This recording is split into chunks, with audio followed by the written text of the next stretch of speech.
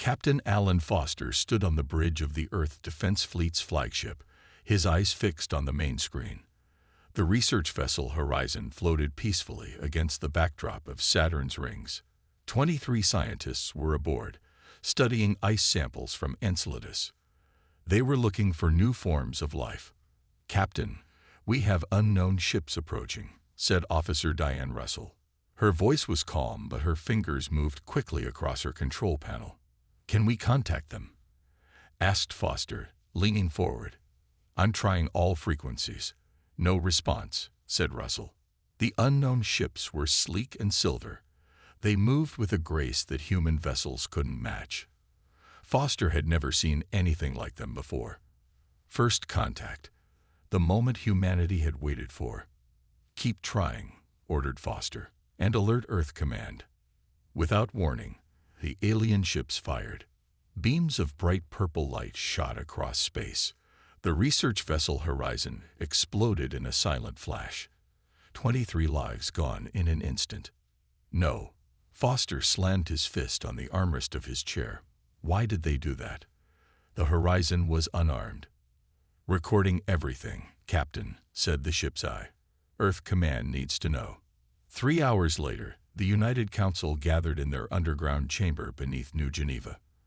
The room was filled with the world's leaders. Director Patricia Miller stood at the front, her face grim, as she watched the recording of the Horizon's destruction. "This is an act of war," said General Howard Beck, his voice hard. "We need more information before we respond," said Miller. "What do we know about these aliens?" Dr. Dorothy Clark stepped forward. She was Earth's leading expert on space technology. "From the little we've seen, they're far ahead of us. Their ships move in ways ours can't. Their weapons are stronger than anything we have." "So we surrender?" asked General Beck, his face red with anger. "No," said Miller firmly. "We learn. We adapt. We survive." Reports came in from Mars Colony. The alien ships had landed near Olympus Mons. They were building something, a base, perhaps, or worse. "They didn't even try to talk to us," said Greg Wilson, the chief scientist at Mars Colony. His voice came through the speakers, slightly delayed. "They just started building. When our rovers approached, they destroyed them." "What are they building?" asked Miller. "Some kind of base. It's growing fast.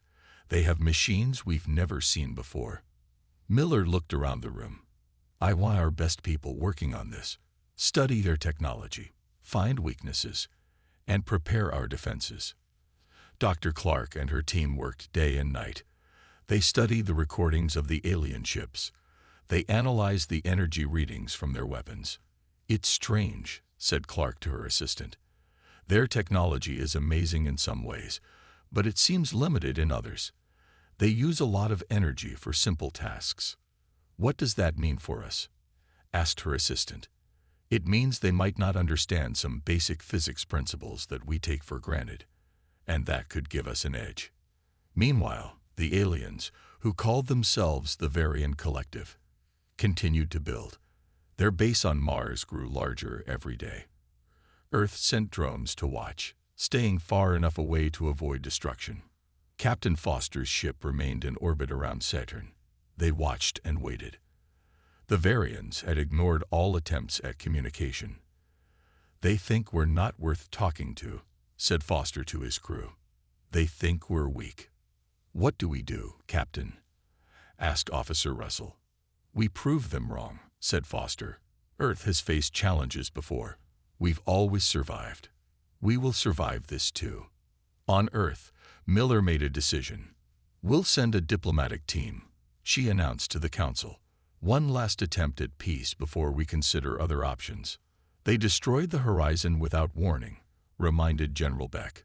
"They'll do the same to any ship we send." "Then we'll make sure they know the consequences," said Miller, her voice steel. "Earth has been polite. We've tried to communicate. But these Varians need to understand something important." "What's that?" asked one of the council members. Miller looked around the room, her gaze firm. "That politeness is a choice, and we can make different choices if needed. As the diplomatic ship prepared to leave Earth, Captain Foster received new orders. He was to provide escort and be ready for anything. The Varians had shown what they thought of humans. Now it was time for humans to show what they were truly capable of. The diplomatic ship Olive Branch moved slowly toward Mars. Inside, Susan Harris checked her notes one last time. As Earth's best diplomat, she had dealt with many hard talks before, but never with aliens. "Are you ready?" asked her assistant, Sam Lee. "As ready as I can be," said Harris. She wore a simple blue uniform with Earth's symbol on the shoulder. "We need to show them we come in peace." Captain Foster's ship, the Guardian, followed at a safe distance. His orders were clear. "Watch but do not engage unless the aliens attacked first." "Do you think they'll talk this time?" asked Officer Russell. "They must," said Foster, "or they'll learn that humans don't take kindly to being ignored." The Varian base on Mars was now massive. It covered almost 10 square miles of the red planet's surface. Strange towers reached toward the sky. Machines moved across the surface, digging and building. As the Olive Branch approached, a signal came from the Varian base. "Finally, contact." "We acknowledge your approach, Earth vessel," said a voice. It spoke perfect English, though it had an odd rhythm. "You may land at the marked location." Harris looked at her team. "Well, that's progress." The landing was smooth. Harris and her team of 5 stepped onto Mars soil. They walked toward a group of aliens waiting outside a large silver building. The Varians were tall and thin. Their skin was pale blue and seemed to shimmer. They had 4 arms and eyes that were completely black. "I am Susan Harris, representing Earth and all humans," she said, stepping forward. The tallest Varian looked down at her. "I am Commander Zextar of the Varian Collective. We accept your presence but question its purpose." "We wish to understand why you destroyed our research vessel," said Harris calmly, "and to establish peaceful relations between our peoples." Zextar made a sound that might have been a laugh. "Peaceful relations with primitive specimens. Your species has barely left its home planet." Harris kept her face neutral. "Yet we have achieved much in our short time among the stars. We have much to offer in friendship." The Varians spoke among themselves in their own language. It sounded like music mixed with static. "Allow me to demonstrate why friendship with the Varian Collective is valuable," said Zextar. He raised one of his 4 arms. A small device appeared in its hand. He pressed it. On the screens inside the Olive Branch, Sam Lee watched as one of Earth's defense satellites exploded in orbit. "They just destroyed satellite E-12, he said into his communicator. "Without warning." Harris faced Zextar. "That action does not suggest peaceful intentions." "It suggests power," said Zextar. "Power that your species lacks. We have claimed this planet. We will claim others in this system." "Mars is a human colony," said Harris firmly. "We have settlements here." "Not anymore," said Zextar. "You have 30 Earth days to remove all humans from Mars. Consider this generous." Back on Earth, military strategist Kevin Rodriguez studied the recordings from the meeting. Something about the Varians bothered him. "Play it again," he told the computer. "Focus on their technology." He watched as Zextar destroyed the satellite. The energy pattern was strange. Powerful, but wasteful. Why would an advanced species use so much power for such a simple task? He wondered. Meanwhile, Major Frank Carter led a small team on a secret mission. While the diplomats had the Varians distracted, his team had slipped away to study the far side of the Varian base. "Look at this," whispered Lisa Jones, the team's tech expert. She pointed to her scanner. "These signals, they're sending messages to somewhere beyond our solar system." Carter looked over her shoulder. "Can you decode them?" "Parts of it," said Jones. "It looks like they're calling for more ships. A lot more." "This isn't just a base," said Carter. "It's a forward outpost for an invasion." As the Olive Branch left Mars, Harris knew the mission had failed. The Varians weren't interested in peace. "What do we do now?" asked Sam. "We prepare," said Harris, "and we remember what Director Miller said." "What was that?" "That politeness is a choice," said Harris, looking back at the growing Varian base on Mars. "And humanity is about to make a different one." The Varian ships appeared over Europa without warning. The small human science base had only 50 people. They didn't even have time to send a distress call. The base was gone in minutes. Next came Titan. 230 people lived there, mining methane. The Varian ships destroyed everything. Only 10 people escaped in an emergency shuttle. "This is an act of war," said General Beck, slamming his fist on the table during the emergency council meeting. Director Miller looked at the reports with a grim face. "It already was. Now we must respond." Earth's combined fleet gathered near the moon. 30 ships, the best the humanity had built. Captain Foster's ship, the Guardian, was among them. "All ships report ready, Captain," said Officer Russell. Foster nodded. "Send the signal. Operation Shield Wall begins now." The human fleet moved toward Mars. Their plan was simple but dangerous. They would attack the Varian base together, using their numbers to overwhelm the smaller Varian fleet. But they had underestimated the Varians. As the Earth ships approached, the Varians launched strange devices. They looked like small silver balls. Each ball split into hundreds of tiny drones. The drones swarmed around the Earth ships, attaching to their hulls. "What are they doing?" asked Foster, watching the screens. Then the drones exploded all at once. 25 human ships were destroyed instantly. The rest were badly damaged. "Retreat," ordered Admiral Wilson over the emergency channel. All ships returned to Earth orbit. Only 5 ships made it back.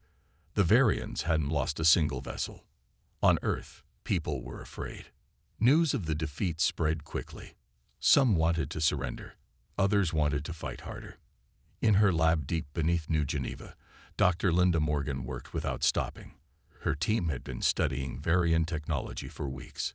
"Look at this," she said to her colleague, Peter Hudson. "Their weapons use a strange type of energy. It's powerful, but what?" asked Hudson, leaning closer. "But it doesn't match our physics models. It's like they're using a different set of rules." Hudson frowned. "How is that possible?" "I don't think it is," said Morgan. "I think they've developed their technology along one path and ignored others. There are gaps in their understanding. Gaps we can exploit." Morgan nodded slowly. "Maybe. Look at this section of their shield technology. It blocks their type of energy weapons perfectly, but it might not block other types," finished Hudson, his eyes wide. "Exactly. And we have something they might not understand at all." "What's that?" Morgan smiled for the first time in days. "Good old-fashioned nuclear power. They don't seem to use it. They might not even know how to defend against it." They took their findings to Director Miller. She listened carefully, then made a decision. "I'm authorizing Project Awakening," she said. "We'll gather our best scientists and engineers. If there's a weakness in Varian technology, we'll find it." Meanwhile, the Varians were growing bolder. Their ships patrolled the space between Mars and Earth. More bases appeared on moons and asteroids throughout the solar system. Commander Zexstar sent a message to Earth. His face filled screens around the world. "People of Earth," he said, "your pathetic attack has failed. Your military is weak. Your technology is primitive. The Varian Collective claims this solar system as our territory." Captain Foster watched the message from his damaged ship, now orbiting Earth. His hands tightened into fists. "You have 30 days to surrender," continued Zexstar. "After that, we will begin removing human presence from all planets except Earth. Eventually, we will claim Earth too. This is generous. Most species we encounter are given only 10 days." The message ended. Foster turned to Officer Russell. "They think we're beaten," he said. Russell nodded. "They don't know humans very well." In labs and workshops across Earth, Project Awakening was beginning. Scientists and engineers worked day and night, applying Earth's primitive technology in new ways. They had 30 days to find a way to fight back. 30 days to show the Varians that humanity wasn't as weak as they thought. And unknown to the Varians, the clock was already ticking. On the surface, Earth prepared for surrender. Countries pulled back their few remaining ships. Defense stations went quiet. News reports told people to stay calm and follow instructions from the Varian representatives when they arrived. But beneath the surface, Project Awakening worked at full speed. In a hidden facility under the Rocky Mountains, engineer Nathan Parker hadn't slept in 3 days. His eyes were red, but he smiled as he looked at the device on his workbench. "It works," he said to Dr. Morgan. "The shield bypass works." Morgan picked up the small device. It didn't look like much, just a box with some wires and a glowing blue core. "You're sure?" she asked. Parker nodded. "I tested it against the material we got from the damaged Varian drone. Their shields couldn't detect it at all." "How is that possible?" asked Director Miller. She had come to check on their progress. "It's actually simple," said Parker. "Their shields are designed to block energy weapons like theirs. But our nuclear-powered pulse works on totally different principles. It's like they're looking for someone trying to open their front door, but we're coming in through a window they don't even know exists." Miller looked at the device. "And this can be adapted to our remaining ships." "Yes," said Morgan. "We can have the first one ready in 10 days, all of them within 20. "That gives us only a few days before the Varian's deadline," said Miller. "It's enough," said Parker confidently. Meanwhile, Intelligence Officer Olivia Garcia was on a much more dangerous mission. Dressed in a specialized stealth suit, she floated silently near a small Varian scout ship orbiting Earth. "Position confirmed," she whispered into her comm. "Preparing to board." Garcia had trained for years for space operations, but never for something like this. Her mission was to infiltrate the scout ship and plant a data collection device. The device would copy the Varian computer systems and transmit the data back to Earth. She attached herself to the hull of the ship and used a special tool to create a small hole, just big enough for her to slip through. Inside, she moved carefully through narrow passages. The ship's gravity was lighter than Earth's, making her movements easier. She found what looked like a central computer node and placed the device. It began working immediately, copying data and sending it home. "Package delivered," she said quietly. "Beginning extraction." But as she turned to leave, she heard a noise. A Varian crew member was coming her way. Garcia pressed herself against the wall and held her breath. The Varian passed within inches of her, but didn't see her thanks to her stealth suit. Once back on Earth, the data Garcia collected proved invaluable. "This is amazing," said analyst Paul Davis as he went through the information. "We now have details on their homeworld, their civilization, their full invasion plans." "What have you learned?" asked Miller. "The Varians have conquered 17 other species," said Davis. "All of them surrendered quickly after the Varians demonstrated their power." "That's their pattern," said Miller. "Show overwhelming force, demand surrender, then take over." "Yes, but here's the interesting part," said Davis, pointing to his screen. "None of those species fought back after the initial defeat. They all gave up immediately." Miller's eyes widened. "So the Varians have never faced a species that continued to resist." "Exactly," said Davis. "They expect us to follow the same pattern. They think we're already beaten." As the surrender deadline grew closer, Earth continued its act.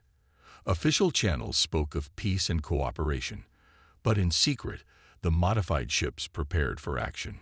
Captain Foster stood on the bridge of his repaired ship, now equipped with Parker's device. "The Varians think they know what humans will do," he said to his crew. "They think we'll surrender like all the others. But we're not like the others, are we, Captain?" asked Officer Russell. Foster shook his head. "No, we're not. And it's time the Varians learned that." In her office, Director Miller looked at the latest message from Commander Zextar. He demanded that Earth's leaders meet him on his ship to formalize their surrender. Send a reply, she told her assistant. Tell him that one ship will approach his flagship tomorrow. Tell him we're ready to discuss terms. Are we surrendering? Asked the assistant. Miller smiled. It wasn't a pleasant smile. No. We're about to give the Varians a lesson in human diplomacy. The day of the deadline arrived. A single Earth ship moved slowly toward the massive Varian flagship. It was a small vessel compared to the alien craft. The name painted on its side was Diplomat. Captain John Evans sat in the command chair. His crew was small, just 12 people. Each one had been chosen for their skills and courage. How are you feeling, Captain? Asked his second-in-command, Laura Ward. Ready, said Evans. He touched the small device built into his console. It looked simple, but it contained Parker's new technology. Status report. Varian flagship is hailing us, said Communications Officer Ben Cole. They're instructing us where to dock. Evans nodded. Tell them we understand and are complying. On screens around the world, people watched the small Earth ship approach the enormous Varian vessel. Many thought they were watching their leaders go to surrender. They didn't know the truth. Aboard the Varian flagship, Commander Zextar watched the approaching ship with his 4 top officers.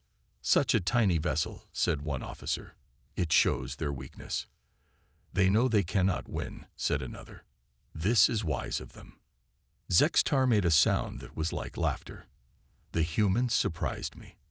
I expected more resistance. They seemed so stubborn when we first met them. All primitive species learn their place eventually, said the third officer. 17 before them have done the same. The Earth ship came closer. The Varians scanned it. No weapons detected, reported the fourth officer. Only 6 humans aboard. One appears to be their leader. Good, said Zextar. Let them approach. Prepare the surrender documents. I want this completed quickly so we can begin moving our main fleet into this system. Captain Evans watched as the distance to the Varian flagship decreased. 5 miles, 3 miles, 1 mile. Are they still scanning us? He asked. Yes, Captain, said Ward. But as Dr. Parker predicted, they can't detect our device. Their scanners aren't designed to look for our type of technology. Perfect, said Evans. He opened a channel to Earth. Director Miller, we are in position. In her office, Miller sat with Dr. Morgan, Parker, and other Project Awakening leaders. You may proceed, Captain. Remember, this is a demonstration only. No one gets hurt. Understood, said Evans. He turned to his crew. Activation stations. Prepare the device. Engineer Maria Lopes worked quickly at her station. Device is ready, Captain. Target locked on their main propulsion systems only. Evans took a deep breath. Activate. A pulse of energy shot from the small Earth ship. It was nearly invisible, just a slight blue shimmer in space. It hit the Varian flagship. Nothing seemed to happen for a moment. Then the giant ship's lights flickered. Its engines shut down.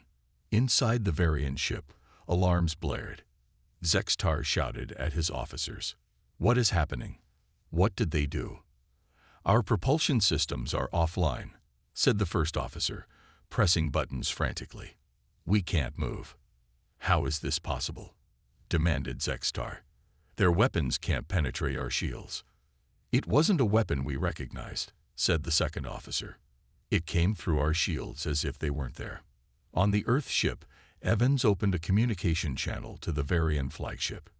Commander Zextar, this is Captain John Evans of Earth. Can you hear me? After a moment of silence, Zextar's angry face appeared on the screen. What have you done to my ship? He demanded. We've temporarily disabled your propulsion systems, said Evans calmly. Nothing more. Your life support, weapons, and other systems remain functional. This is impossible, said Zextar. Your technology is primitive. That's where you made your mistake, said Evans. You judged our technology by your standards. You never considered that we might have developed along different paths. Evans nodded to his communications officer. A new message was sent, not just to Zextar's ship, but to every Varian vessel in the solar system. "This was a courtesy demonstration," said the message. "We could have targeted your life support, your weapons, your entire ship. Instead, we chose to simply stop you from moving. Consider this a diplomatic gesture." Back on Earth, Director Miller sent the second part of the message herself. "To all Varian ships and bases, this demonstration was performed with one small vessel against your largest ship. We have many more. We suggest you reconsider your position." As the message went out, Miller turned to her team. "And now we wait to see if they're smart enough to understand what we're really saying." "And if they're not?" asked Morgan. Miller's face was grim. "Then we stop being polite." For 3 days, the Varian ships did nothing. They stayed in position, silent. Earth waited. On the 4th day, the silence broke. A massive fleet of Varian ships jumped into orbit around the moon. They were larger and more heavily armed than the first wave. "They're attacking," shouted an officer at Earth Defense Command. Sure enough, the Varian fleet turned toward Earth's moon base. Beams of purple energy lashed out, striking the human facility. But this time, Earth was ready. Hidden defense systems activated around the moon base. Shields flickered into place. Not Varian shields, but something new. The purple beams hit the shields and dissipated. Then the moon base fired back. Small missiles shot toward the Varian ships. They looked simple, almost primitive. The Varians didn't even try to avoid them. "They think their shields will stop our weapons," said Major Lisa Green, commander of the moon base. "They're about to learn otherwise." The missiles passed through the Varian shields as if they weren't there. They struck with pinpoint accuracy, targeting only propulsion and weapons systems. Within minutes, the entire Varian attack fleet hung helpless in space. From his flagship, still disabled near Earth, Commander Zextar watched in disbelief. "How is this possible?" he demanded. "Scan those Earth weapons. Tell me how they work." His science officer looked confused. "Commander, they're weapons. They don't make sense. They use principles our scanners can't even identify." Earth's defense fleet moved into position around the disabled Varian ships. Each Earth vessel was now equipped with Parker's technology. Captain Foster's ship, the Guardian, approached Zextar's flagship. He opened a communication channel. "Commander Zextar, this is Captain Foster of Earth Defense. Your attack has failed. Your ships are disabled. Would you like to discuss terms now?" Zextar's face appeared on the screen, his black eyes burning with anger. "This is some kind of trickery," he said. "Primitives like you cannot have technology that surpasses ours." "Yet here we are," said Foster calmly. "Perhaps you should reconsider what makes a civilization primitive." Director Miller joined the conversation from Earth.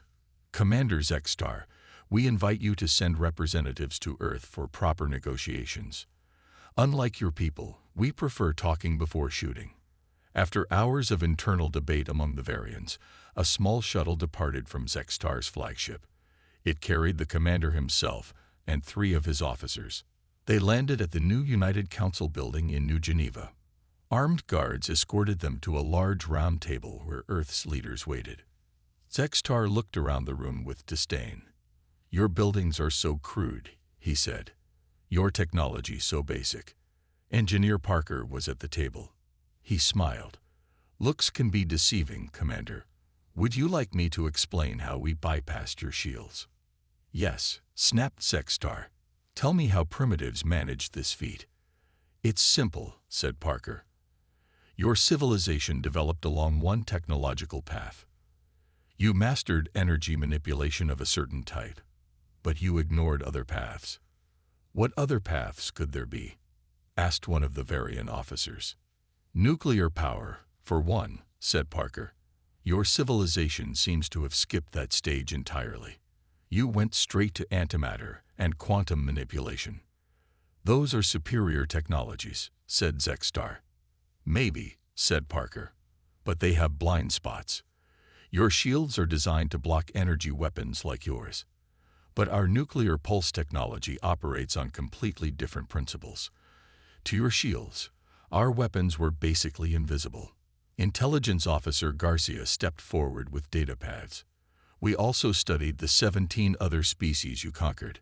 None of them fought back after your first attack. None of them looked for weaknesses in your technology. Because there are no weaknesses, insisted Zexstar. Every technology has limitations, said Director Miller. The difference is, humans have been fighting each other for our entire history. When faced with a stronger enemy, we don't give up. We get creative. Zexstar was silent for a long moment. Finally, he asked, "What do you want from us?" "First, the immediate withdrawal of all Varian forces from our solar system," said Miller. "And if we refuse?" asked Zexstar. Captain Foster, standing nearby, stepped forward. "Then we stop attacking your propulsion and weapons systems and start targeting everything else." Miller nodded. "You've seen what one small ship could do to your flagship. Imagine what our entire fleet could do. And Commander, remember one important thing." "What's that?" asked Zexstar. "So far," said Miller, her voice like steel, "we've been polite." Commander Zexstar returned to his flagship, his forearms stiff with anger. His officers waited for his orders. "Contact the High Command," he said finally. "We need guidance." For the first time in Varian history, a conquest had failed. The High Command needed to know why. 3 days later, a message came from the Varian homeworld. A temporary ceasefire was ordered. The High Council of the Varian Collective wanted to understand this unusual situation. On Earth, Director Miller gathered her team. "The Varians have called for a ceasefire. This is progress, but we need to prepare for their next move." Dr. Dorothy Clark had joined Project Awakening.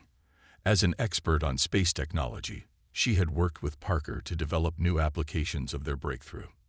"Director," she said, "we've made another discovery. The same technology that lets us bypass their shields. It has other uses." "What kind of uses?" asked Miller. Clark hesitated. "We can now target specific locations across vast distances, including their homeworld." The room went silent. Everyone understood what she meant. "You're saying we could attack the Varian homeworld from here?" asked General Beck. "From Earth?" "Yes," said Clark. "We've developed a long-range version of Parker's device. It can send a focused pulse through space that their defenses can't detect or stop." "How powerful?" asked Miller. "Powerful enough to disable cities," said Clark. "Or worse, if we choose. But I recommend we use it only as a deterrent, a last resort." Miller nodded slowly. "Prepare the device, but keep it secret for now. If the Varians won't listen to reason, they might listen to fear." A week passed. Then a large Varian ship appeared at the edge of the solar system. It was bigger than any they had seen before. Earth's defenses went on high alert. "It's not an attack ship," reported Intelligence Officer Garcia. "It's a diplomatic vessel. The Varian High Council is here." The Varian diplomats requested a meeting on neutral ground. They chose the International Space Station, now expanded to accommodate such gatherings. 5 Varians arrived, led by High Counselor Norex, the most senior member of their government. Earth sent Director Miller, Captain Foster, Dr. Clark, Engineer Parker, and Officer Garcia. "We have reviewed the events in this system," began Norex. His voice was deeper than Zexstar's, his blue skin darker with age. "Our military approach has failed in an unprecedented manner." "Your approach was flawed from the start," said Miller. "You assumed technological superiority meant you would win." "It always has before," said Norex simply. Parker leaned forward. "Your scientists have confirmed our claims about how our technology bypasses your defenses." A Varian scientist nodded. "We have. It is disturbing. You operate outside our understanding of physics in some areas, just as you operate outside ours in others," said Dr. Clark. "Different evolutionary paths lead to different technologies." Norex seemed troubled. "In 17 previous encounters, no species has ever had technology we could not counter." Perhaps they didn't have enough time to develop it, suggested Garcia. You attacked them. They fought briefly, then surrendered. Captain Foster nodded. Humans are different. We have a long history of warfare against ourselves. When faced with a stronger enemy, we adapt. We find weaknesses. And you have found ours, admitted Norex. Dr. Clark took a deep breath. There's something else you should know. She looked at Miller, who nodded. We have developed a long-range version of our technology. It can reach your homeworld. The Varians froze. For a moment, no one spoke. Are you threatening us? Asked Norex finally. No, said Miller. We're being honest. We could have used this without telling you. Instead, we're informing you openly. Why? Asked Norex. Because unlike you, said Miller, we prefer peace. We want you to understand that attacking us further would be costly for both sides. You could have destroyed our fleet at any time, realized Norex. Since your first demonstration. Yes, said Foster, but we chose restraint. Why? Norex asked again, genuinely puzzled. Because that's who we are, said Miller. We don't want to destroy you. We just want you to leave us alone. The Varians withdrew to discuss among themselves. When they returned, Norex seemed changed. The Varian collective acknowledges the unique nature of human civilization.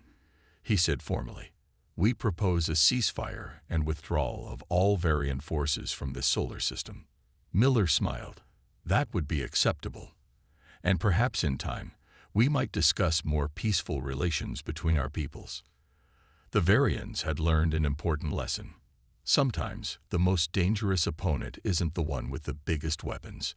It's the one who shows restraint until pushed too far. 1 month after the ceasefire agreement, a massive Varian ship entered Earth's orbit. It was not a warship, but a diplomatic vessel.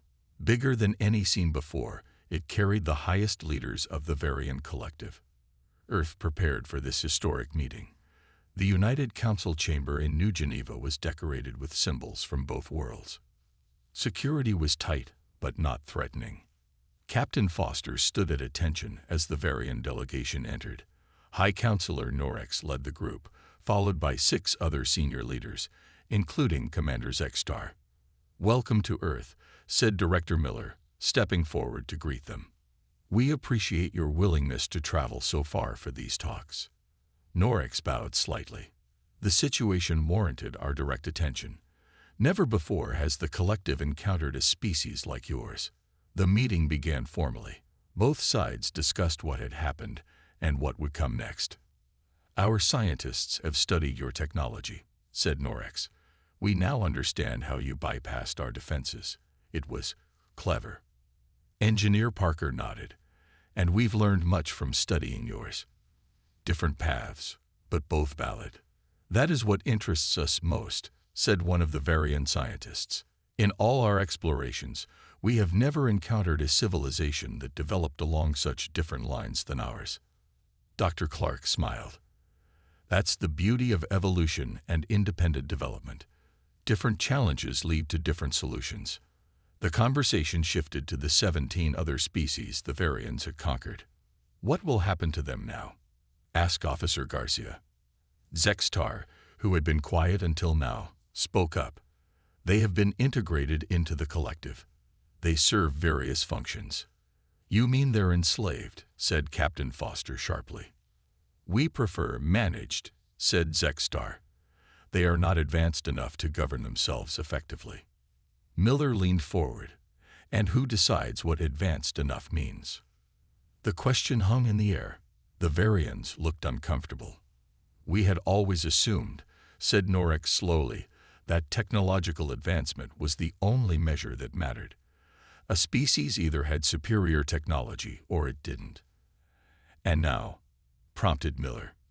Now we see that there are different types of advancement, admitted Norex. Your species lacks our level of antimatter control and quantum manipulation. Yet you develop technologies we never considered. And more importantly, asked Foster. You showed restraint, said Norex. You could have destroyed our fleet. Instead, You disabled it. You could have attacked our homeworld without warning. Instead, you told us about your capability and chose negotiation. Miller nodded.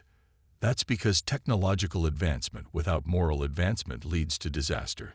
The Varians discussed among themselves for a moment. Then Norex made a surprising announcement. A High Council has decided to propose an alliance with Earth. The room went silent. Miller raised her eyebrows. An alliance? Just weeks ago, you were trying to conquer us. Circumstances have changed, said Norex. We now recognize Earth as a civilization worthy of respect. Your different approach to technology and conflict makes you valuable allies rather than subjects. And the other 17 species? Asked Garcia. Norex hesitated. We are reconsidering our approach to them as well. Perhaps they too have value we have overlooked. The negotiations continued for days. Finally, a historic agreement was reached. The Varian Collective would withdraw completely from Earth's solar system. An exchange of knowledge and technology would begin. And most importantly, a joint committee would review the status of the other 17 species under Varian control. On the final day, Captain Foster and Commander Zexstar stood together on the observation deck of the space station, looking down at Earth. It's beautiful, admitted Zexstar. Different from our homeworld, but beautiful in its own way. That's something we've learned over time, said Foster. Different doesn't mean worse or better, just different.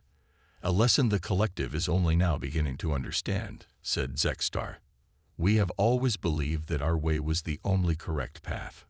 That's a dangerous belief for any civilization, said Foster. Zexstar turned to Foster. Your director Miller said something that has troubled me. About Earth stopping being polite. What did she mean? Foster smiled slightly. Throughout human history, we've learned that true strength isn't about showing off your power. It's about knowing when not to use it. And if we had continued attacking, then you would have seen what humans are truly capable of when we stop being polite, said Foster. And trust me, you wouldn't have liked it.